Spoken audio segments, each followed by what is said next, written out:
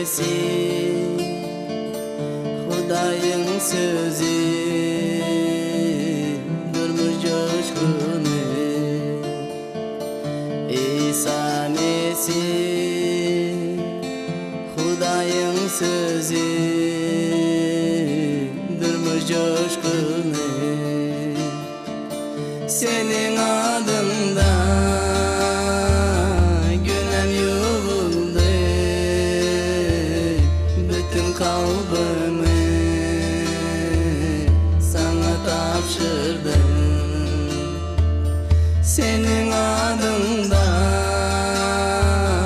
günem yuvuldu bütün kalbimi sana tapşırdım. Salam, mehriban irdeşler. Sizin şunki programma goşulup bilýäningde men Ören Şat. Men geçen gepleşiklerimizde öwrenen zatlarymyz size kömek edendir diýip umid etýärin. Şu programmaň esasy maksady size ruhy taýdan ösmeňizde kömek edip ruhy rowaşlygyňyza goşun goşmak. Iň esasy maksat şol şu programmada. Şoň üçin hem size şu ýerde öwrenýän zatlaryňyz peýdalymy ýa-da peýdal däl. Bana şu barada yazmagy sizden haýyş etýän we men sizin isleýän zadyňyzy öwretmek isleýän şu temada sizin bilen gurulmagy geçmekçi. Şu geçen gepleşigimizde biz iman etmeýäne durmuşa çykmak barada İsa Mesih näme diýär? Biz şoňa teredik geçipdik. Bu gaty wajyp tema. Men şu temada gurulma etýänimiň sebäbini size geçen gepleşigimizde düşündirdim.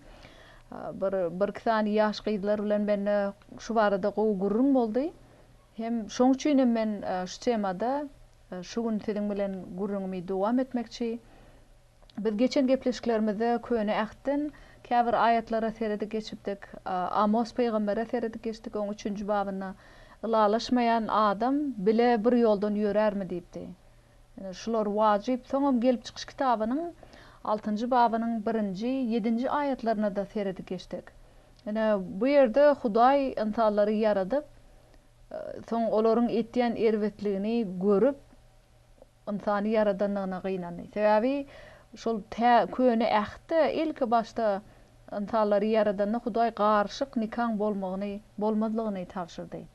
Ýöne biz näme diýdik? Ilahy barlyklar, ol ilahy barlyklar şeytan bilen bile ýere atylan perişteleriň bolmagy hem mümkin. Men bu barada anyklap diýip bilmeýän sebäbi Hudaýyň sözüne bu diňe Hudaýyň ogullary diýilýär muňa. Şoň üçin hem şolar adam insanlaryň gyýdlaryna öýlenip Hudaýyň beren tawşyrygyna garşy gitdiler. Bu diňe biziň döwrümizde däldi, şol geçen döwürde köne ähten bäri şu problema bar ekeni. Şoň üçin men ýene bir gerek şol İsa iman etmeýärlere durmuşa çykmaklygyň gaty wajypdygyny size duýdurmak isleýän. Sebäbi Hudaýyň mukaddes sözi şu barada bize duýduruş berýär. Biz geçen gepleşigimizde käbir ayatlardan okap geçişimiz ýaly İsa Mesihiň aýdyp oturan sözlerini de biz seredip geçipdik. Onu şol garaňkylyk bilen tümlügiň diýe bagşlan tümlük bilen nuruň näme şärkligi bar diýipdi. Ýadyňyzda bolsa. Biz şoňa siz bilen bile seredip geçdik. Ýene de şol iman etmedikler barada 2-nji Korintoslar kitabynda da siziň bilen seredip geçdik. Onu näme diýipdi? İman etmedikler bilen bir boýunturuga girmäň. Dogrulygyň pislik bilen näme şärkligi bar? Ýa-da nur bilen tümlügiň näme umumylygy bar? İsa Mesih bilen şeytanyň arasynda ılalaşyk asla bolup biljek zatmy diýär. İsa Mesih bilen şeytanyň arasynda ılalaşyk bolmajak başgaça aýdylanlar. İmanly bilen imansyzyň näme şärkligi bar?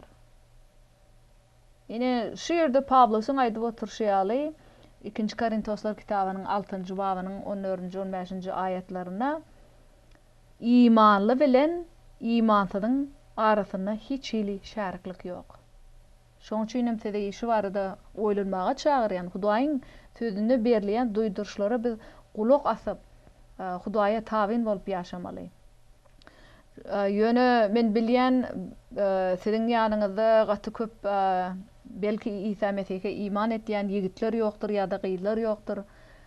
Siz şonu sebäp hökümine ulanyp iman etmeýäne durmuşa çykyp oturdyňyz käwatlarda. Ýöne Hudaýyň sözü duýduruş berip otur. İsa Mesih şoňa iman etýärler, iman etmeýärler bilen durmuş gurup bilmeýär. Sebäbi gelip çykyş kitabyna ilki başda 2-nji babda Hudaý näme diýipdi? Erkek ayal yaratdy diýe, ayal etip yaratdy insany. Soň şolar şu Hudaýyň pikiri bu nikah. Olar iki dälde bir ten bolmaly diýe. Haçan şu durmuş gurulanyň soň bir ten. Olar indi iki däl, bir. Ýöne imansız durmuşa çykdyň şu nädip mümkin? Asla mümkin näl. Şoň üçin biz şu ýerde berilýän tawsyryklara gaty üns berip imanly bilen imansyzyň arasynda hiç ilişärikligiň ýokdugyny sedýatdan çykarmaň. Dilek edin, Hudaýa ýüz tutun, ol siziň dileňizi eşitmäge taýýar. Hudaý ýok zatdan bir zat yaratmaga ol başarýar. Hemme zat Hudaý bilen mümkin. Hiç zat asla mümkin näl. Biz şu arada könäkde de goýar, täzäkde de okudyk. İbrahim bilen Sara barada siz oýlanyp görüň. Ol İbrahim näçe ýaşyndady? Ol 100 ýaşyna çaga edinli. Sara da hem 90 ýaşyna. Bu insan tarapyndan aýdylanyp asla mümkin näl. Hem medisina tarapdan da mümkin näl. Ýöne Hudaýyň gudraty bilen hemme zat mümkin. Ýene şu ýerde aýdyl geçiren zatlar İbrahim hem Sara baradaky okap öwrenip geçen zatlarymyz şular bize kalmada iman has güýçli ynam döretmek üçin berilen bize. Ýene sizem şol kynçylykly pursatlaryňyzda ýa-da ýeki duýan pursatlaryňyzda täze baş gyýyt ýa-da ýigit göreňiz iman etýän bu asla mümkin däl ýaly. Ýöne siz İbrahim Sara şol könäkde aýdylýan zatlary ýatlap şoňa göre ýaşamaga çagyrýan. Hudaý bilen hemme zat mümkin. Hemme zat mümkin. Asla bolup bilmejek zat ýok Hudaý bilen. Garşyk nikah şol men diýdim könäkde gadagan edilen. Gelin häzir Müsürden çykyş kitabynyň 34-nji babynyň 16-njy aýatyna da bileserit geçip bilýär. Siz oğullaryňyza olaryň gyýlaryndan ayal alyp berersiňiz. Öz Hudaýlaryna secde edip ýören bu gyýlar siziň oğullaryňyza hem şeýle etdirerler diýen. Ene berde de görüp oturýar. Şol Israillar barada gurrunýet diýe hem şolaň ýurdunda ýaşaýan keseki halk barada da gurrunýet oturýar. Siz bilýäňiz, Hudaý Israila Kengan ýurduny wada berdi. Şol Kengan ýurduna olar gelenne o ýerde ýa başga milletler ýaşap oturan. Şoň üçin berde duýduruş näme diýip otur? Siz oğullaryňyza olaryň gyýlaryndan ayal alyp berersiňiz. Öz Hudaýlaryna secde edip ýören bu gyýlar siziň oğullaryňyza hem secde etdirerler diýen. Şu Israillar dinlemäni Hudaý garşyk nikah etmäň diýip o gadagan eden zadyna üns bermäni şol oğullaryna şolaryň şu ýerde ketek halkyň gyýlaryndan ayal alyp beripdirler. O näme etdi? Öz Hudaýlaryna secde edip ýören bu gyýlar şol oğullara, olan Israilyň oğullaryna öz Hudaýlaryna secde etdiren. Ene şoň üçin biziň durmuşymyzda da şu gaty wajyp, şu zatlar barada oýlanmaga. Sebäbi Hudaý ilki baştan şu garşyk nikah gadagan eden ol. Könäkde hem şuňky günde şeýle biz görýär. Ene ýene de Kanun Taglimaty kitabynyň 7-nji babynyň 3-nji, 4-nji aýatlaryna da biz köp zatlar görüp geçýär. Olar bilen garyndaşlyk açmaň. Olar bilen gyýyt alşyp berişmäň. Çünki olar çağalaryňyzy başga hudaýlara gulluk etdirip, Rabbiň ýzyna ermekden ýüz öwürderler. Şonda Rabbiň gahary size garşy tutuşup, ol sizi derrew ýok edip taşlar. Ene berde de şu kontekst İsrail halky barada, şolar barada gurrun edip otur, şol kengan yurduna olar geldiler. Şol kengan yurduna yaşayan kefeki ilar bilen garyndaşlyk açmaň. Näme üçin? Täze olar o Hudaýyň halky şol öz halkynyň içinden olar gyýy tapmaly, ýigit tapmaly. Olar bilen gyýy alşyp berişmäň diýip Hudaý şeýle güýçli tapşyryk beren. Näme üçin? Täze olar diýe çağalaryňy başga hudaýlara gulluk etdirip Rabbin ýygyna ermekden ýüde wurdarlar diýe. Şonda Rabbin gahary tede garşy tutuşyp, ol tede derrew ýok etip taşlar diýe. Şu ýerde aýdylýan şu Kanun Taglimat kitabynyň 7-nji babyna, 3-nji 4-nji aýatlaryna aýdylýan zatlar şuňky siziň durmuşyňyzda nähili täsir etmeli. Siz öz ýurduňyzda men düşünýän kengan ýurt däl, öz ýurduňyzda ýöne näde şol nikah, garşyk nikah şu ýerde aýdylýan zatlar size degişli bolup bilýär. Eger siz iman etmeýäne, İsa Mesih'e iman etmeýäne durmuşa çyksaňyz, siz şoň ýolundan ýöremeli bolýaňyz. İsa Mesih'e iman etmeýärleri biz bilýär, olar şu dünýädäki zatlaryň ýygynyň gowlap ýaşaýarlar. Ýene şeýle zatlaram sizde şeýle gapma garşylyklar bolup bilýär durmuşyňyzda. Hem çağa nähil terbiýelemekde gapma garşylyklar bolup biler. Her hili durmuşda edilmeli çözgütlerde gapma garşylyk bolup bilýär. Täbi siziň ikiňiziň garaýşyňyz bir däl. Her iňizde bir garaýş bar. Soňra biriňiz İsa Mesih'e degişli, imansyzam şeytana degişli. Sende nur var, imanlyda, imansyzda tümlük bar. Ene şu zatlar barada oýlananyň garankylyk bilen ýagtylyk nähili birleşdirip bilýär. Ene asla mümkin däl. Şoň üçin bärde berilýän, köne ahde berilen duýduruşlar şugunky durmuşda da gaty wajyp. Bizde gyýyz ýigit gitýaly, ýöne men ýanky aýtışmaýaly, Hudaý bilen hemme zat mümkin, siz urukdan düşmäň. Diňe gözüňizi Hudaýa dikip, şoňa ynam bilen ýaşasaňyz, hemme zat mümkin. Edil İbrahim'na Sarada bolup geçen waka barada, ýene Hajaryň biz şo baradaky wadalary hem bilýär. Rut barada näçe köp zatlar öwrendik. Hana barada näme zatlar öwrendik. Asla çağa bolmany, aglap, kalbyny döküp Hudaýyň ibadatxanasyna näme etdi? Hudaý oňa Şamuely berdi, ogul hökmünde. Kim bilýär ol näçe ýyl garaşdy. Ýöne Hudaý agysyny eşitip bir näçe ýyl geçenden soň Hana ogul berdi. Tedem şeýle edil şu Hananyň dilegine edin. Meryemi bilýäňiz, Elizabet, ene şol mukaddes sözdäki aýallaryň durmuşyna bolup geçen zatlar siz gördüňiz, bilýäňiz. Ýöne Hudaý şolaň dileglerine jogap berdi. Şol günnäki Hudaý şu gün hem siz bilen. Hudaý hiç çaçan ütgemeýär. Ol düýün hem şol bir bolan, şu gün hem şol Hudaý, ertir hem şol Hudaý. Ene bu barada Ýewreýler kitabyna siz görüp bilýäňiz.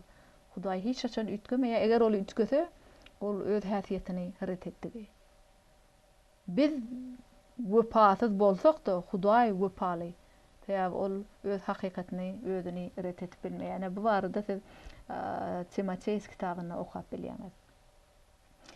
İsa iman edýärler, imansyzlar bilen durmuş gurup Hudaýyň gaharyny getirip bilýärler. Ene şu barada Ýeşua kitabyna, şu Israiller bilen kengan ýurdunaky keseki ilatlaryň arasynda bolup geçen gapma garşylyklar. Emma siz Rabden ýüz öwrüp, araňyzda diri galan beýleki milletlere goşulsaňyz, olar bilen gyýyz alşyp berişip, garyndaşlyk açsaňyz, onu şuny bilip goýun. Çünki siziň Hudaýyňyz Rab şondan soň ol milletleri siziň öňüňizden kuwup çykarmaz. Tersine olar size duzak we tor bolarlar. Tä Hudaýyňyz Rabbin beren bu gowy ýerinden aýrylyp ýok bolýan çaňyz, arkaňyzy gamçylap, gözüňize tiken bolup dürtülerler. Ene nähili güýçli duýduruş Ýeşua kitabynyň 23-nji babynyň 12-13-nji aýatlaryna biz görýäs. Ene şol olaň arasynda galan başga milletler bar. Entegem şu Hudaý şol baştan Israillere şeýle duýduruş bolup berk gelen. Şol beýleki keteki milletlere goşulmaň diýip Olar bilen gyd alşyp berişmäň, garyndaşlyk açmaň diýe. Şunu bilip goýun diýip eýem Rab olara duýduruş berip otyr. Çünki siziň Hudaýyňyz Rab şondan soň ol milletleri siziň öňüňizden gowy çykarmaz diýe. Israillar şu ýerde ýaşan milleti kengan ýuruna gelenne gowy çykarmaldylar, ýöne çykarmadylar. Ene şolam olara nähili uly bökdünçlik boldy. Tä ömürler boýy olara bökdünçlik berdi. Ene siz bu barada köne ahta okap bilýäňiz. Şoň üçin biz Hudaýyň berýän tawşyrygyna diňläp şonu berja etmeli. Berja etmesek bilýäs nähili erwet netije berýär. O näme diýe? Olar size eger şol garşyk nikah etseňiz, olar size duzak we tor bolarlar diýe. Hudaýyňyz Rabbiň beren bu gowy ýerinden aýrylyp ýok bolýan çaňyz, olar arkaňyzy gamçylap diýe gözüňize tiken bolup durtýarlar. Ine şol bir boýunturugy girmeseňiz, siziň hem durmuşyňyzda şeýle bolup bilýär. Men geçen gepleşiklerimizde agdaýşmaýaly da siz bilýäňiz boýunturuk öküzlerde boýunturuk bolýar, ýer sürleni mala bilen siz bilýäňiz. Men geçen gepleşikde şeýle soradym sizden bir öküz bilen bir eşegi boýunturukda goýup ýer sürüp bolýarmy? Elbetde bolmaýar. Iki öküz gerek ýa-da iki eşek gerek. Ine şol imanly bilen imansyzyň durmuş gurmagy hem ine şu suraty göz getirmeli. Siz bir boýunturuga girip bilmeýäňiz imanly bilen imansyz. Ine şonu ýatdan çykarmaň. Ýene de başga käbir ayetler biz görýäs. Bu Ezra kitabynyň 9-njy babynyň 1-nji 15-nji ayetlerine de görülýär. Şu ýerde aýdylýan zatlar hem gaty wajyp.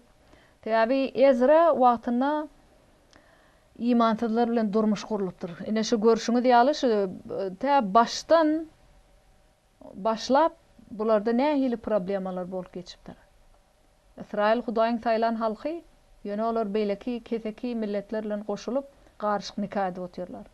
Gaty wajyp duýdurşlar şu ýerde.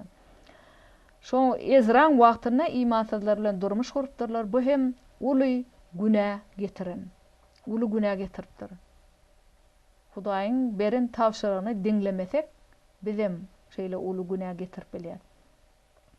Ýöne bir gaty wajyp bellemeler şu ýerde Ezra o näme diýär? Halkynyň günäsi üçin Hudaýdan öçünç sorap otyr.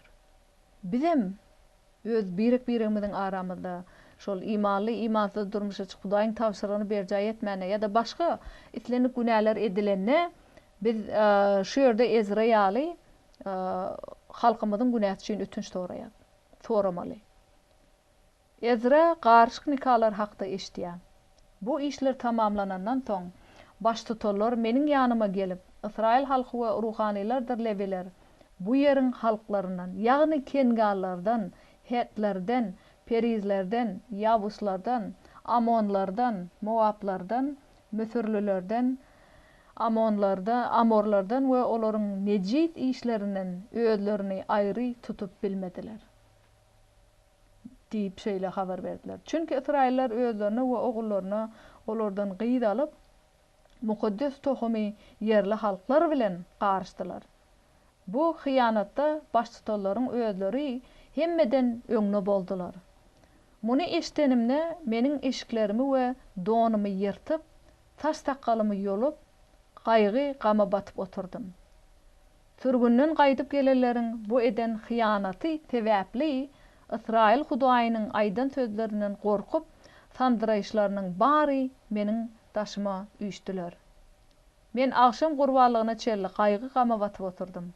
Akşam gurbanlygynyň berilýän wagty men yerimden galyp, sal eşikli we ýapynjaly diýdi çöküp, ellerimi Hudaýa tarap uzadyp oňa dilek etdim. Ey Hudaýym, saňa ýüzlenmäge utanýaryn. Çünki günämiz başymyzdan agdy. Ýadygymyz beýgelip göge ýetdi. Ata-babalarymyzyň döwründen tä şu güne çelli biziň ýadygymyz uludur diýär.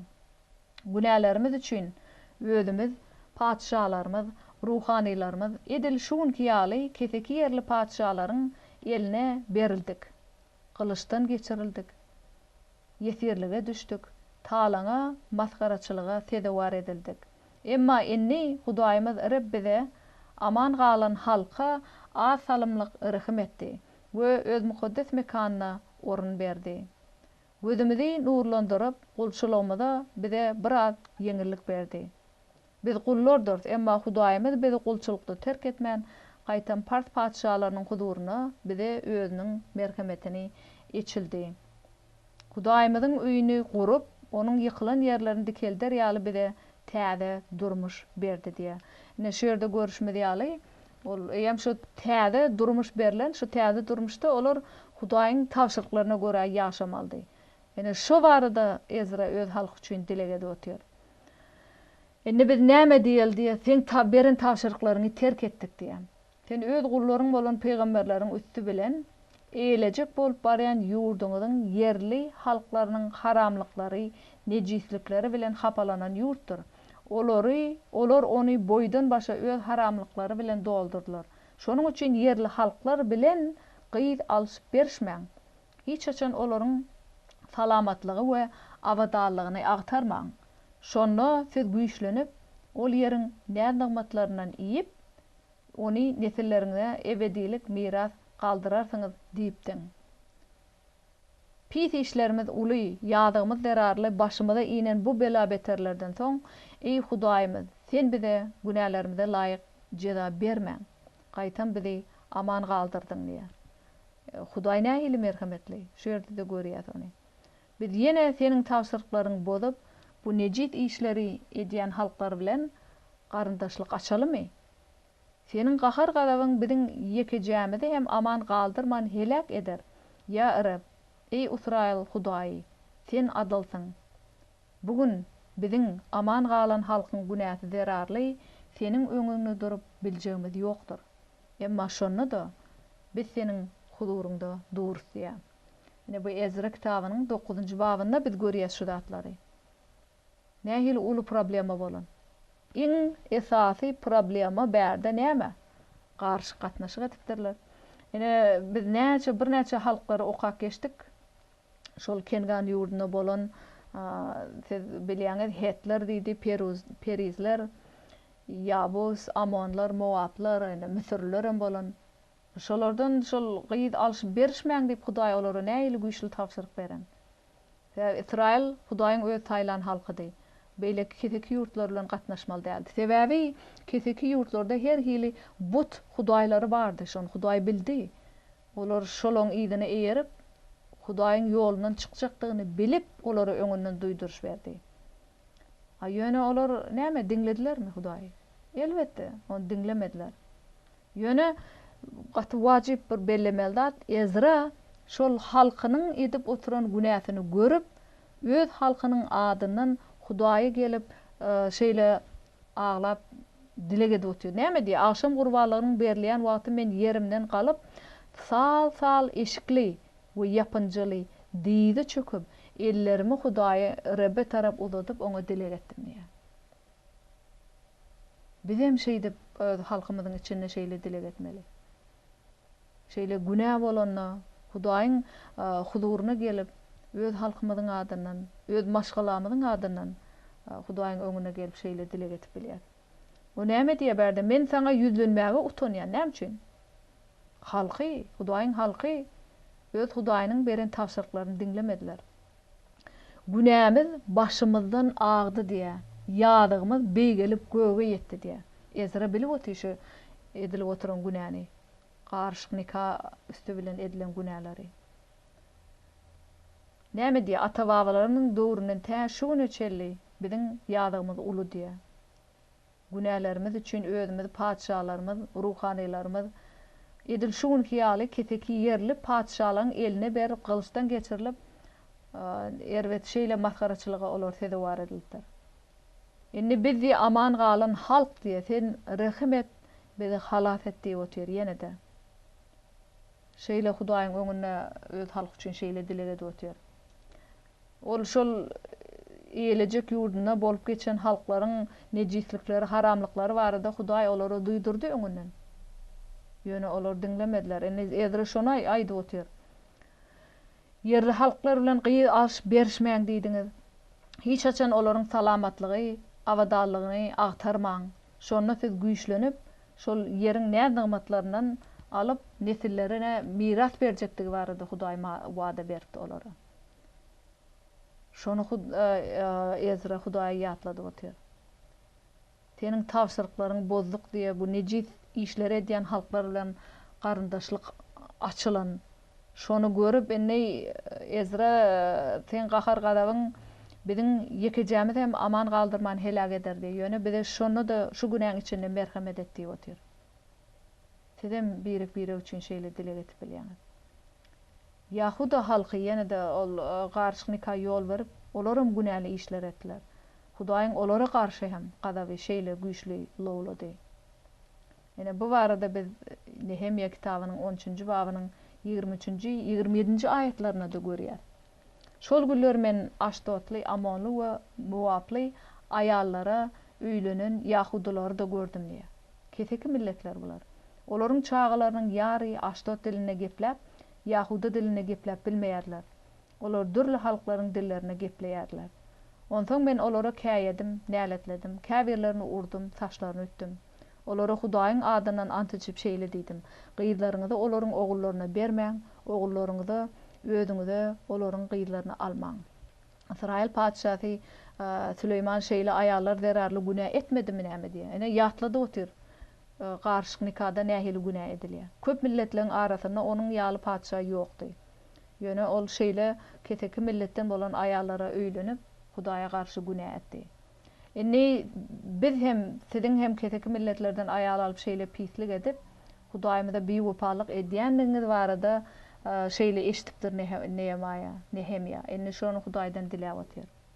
Ene şu günkü okak geçen aýatlarymyzdan görüşimiz ýaly sizde de şeýle kynçylyklar bolýar. Eger Hudaýyň beren tawsyrygyny dinlemeýän, iman etmeýäne durmuşa çyksaňyz, onu durmuşyňyz gaty kyn bolýar. Siz bir ten bolup bilmeýäňiz, araňyzda agdalalyk bolmaýar, imanyňyz bir däl, garaýşyňyz bir däl, düşünje bir däl. Şu zatlar barada sizi men oýlanmaga çagyrýan. Täbi Hudaýyň sözi imanlynyň imansyda öýlenmegine ýa-da imanlynyň imansyda durmuşa çykmagynyň qadagan etdiýi Hudaýyň sözüne. Ol bize saýlamagy berýär, biz ýöne saýlap bilýär ýa-da saýlamany. Hudaýa dinläp bilýär ýa-da dinlemäni. Men sizi şu günkü öwrenen zatlarymyz barada oýlanyp Hudaýyň şol garşy nikah barada berýän duýdurşyna üns bermäge çagyrýan. Gynantagan biziň şu günkü gepleşigimiz tamamlanýar. Eniki gepleşigimize çelleýin. Hoş, sag bolun. Senin adında günem yolumda bütün kalbimi sana tapşır.